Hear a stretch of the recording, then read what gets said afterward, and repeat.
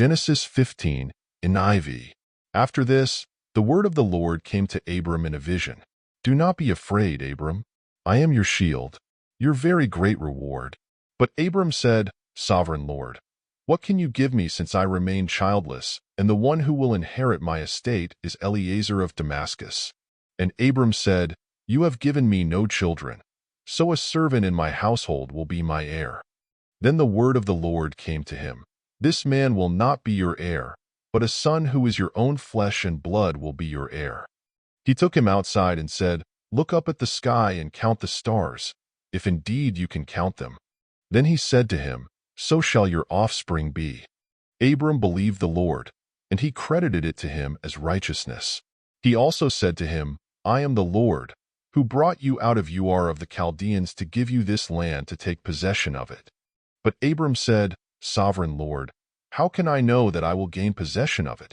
So the Lord said to him, Bring me a heifer, a goat and a ram, each 3 years old, along with a dove and a young pigeon.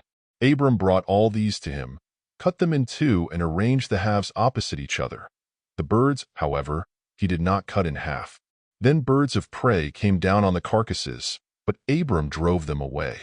As the sun was setting, Abram fell into a deep sleep, and a thick and dreadful darkness came over him. Then the Lord said to him, Know for certain that for 400 years your descendants will be strangers in a country not their own, and that they will be enslaved and mistreated there. But I will punish the nation they serve as slaves, and afterward they will come out with great possessions. You, however, will go to your ancestors in peace and be buried at a good old age. In the 4th generation your descendants will come back here, for the sin of the Amorites has not yet reached its full measure. When the sun had set and darkness had fallen, a smoking firepot with a blazing torch appeared and passed between the pieces. On that day the Lord made a covenant with Abram and said, To your descendants I give this land, from the Wadi of Egypt to the great river, the Euphrates, the land of the Kenite, Kenizzites, Cadmonites, Hittites, Perizzites, Rephaites, Amorites, Canaanites, Girgashites, and Jebusites.